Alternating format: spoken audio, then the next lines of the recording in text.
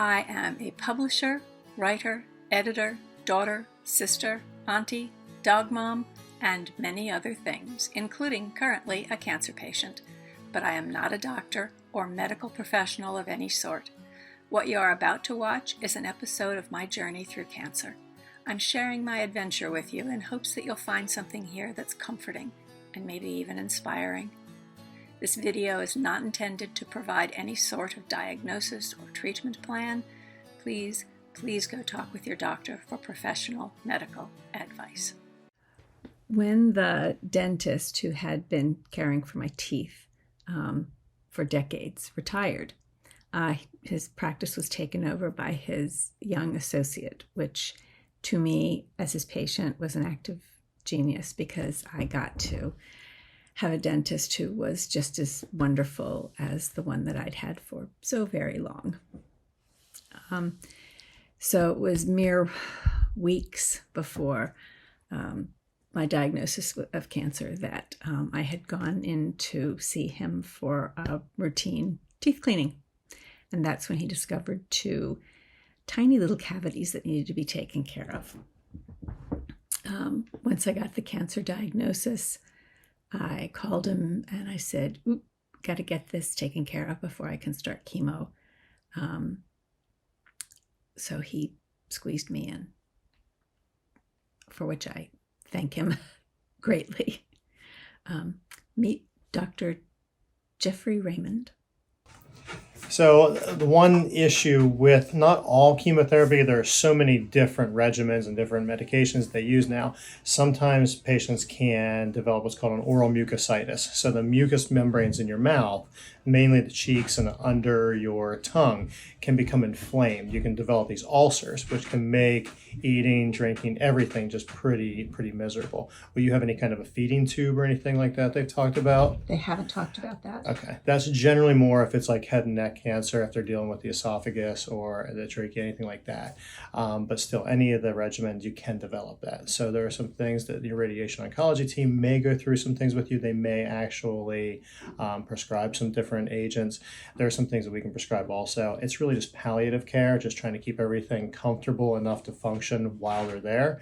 And most patients, especially if their hygiene is optimal going into it, regular brushing, regular flossing, good healthy diet, not consuming a lot of sugary beverages, most people do okay with it. But that's definitely one concern just from the oral standpoint with chemotherapy medications. And the longer the regimen, sometimes you can have, and the more intense it is, sometimes there's just more possibility of that happening. Thank you for the warning. I'm pretty good about the sugar. I'm on keto because I've learned that cancer cells feast on sugar, so I'm totally off sugar. Okay. So that's a good thing. And I do pretty good with my...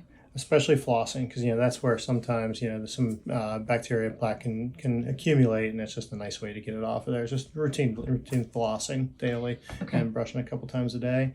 And if you do develop anything like that, just get in touch with us because there's a couple different things we can use just to try to get you over that hump. Thank you. Because obviously we're talking about a finite period, hopefully, as far as the chemo goes. Thank you. And thank you for squeezing me in to take care of these little cavities before I start certainly. chemo. Everyone should be as good as you can be before you go into the next voyage. Absolutely. So, Thank you, sir. You're welcome. We didn't just fill my cavities, of course. We also talked about what cancer and chemo were going to mean for my mouth. And as it turns out, the sort of mucus irritation that my dentist had talked about is a common side effect among people who have the sort of chemo that I'm going to get. Now, my oncologist's office, they did tell me to avoid acidic foods and drinks, and they did tell me that I should drink drinks that were not cold but more room temperature, as cold can irritate the mucus even more.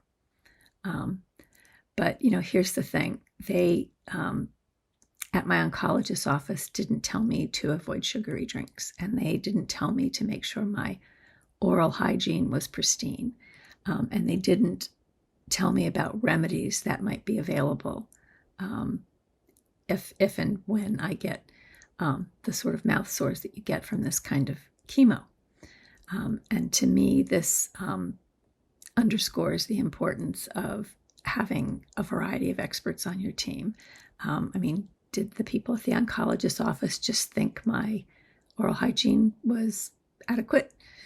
Did they think that, I was the kind of person who avoided sugary drinks? Were they going to offer me the remedies only if and when I needed them? You need to talk to a variety of sources. You need to talk to a lot of people and get a lot of experts on your team to get the full picture of what you'll be going through when you have cancer, because what one source can't or doesn't or won't tell you, another source will, and then you will fill in all the blanks. And if you've got cancer, you definitely want your dentist on your team, and I am so grateful that I have such a great dentist on my team. If you liked this video or found it helpful, give it a like, subscribe, and don't forget to ring the bell.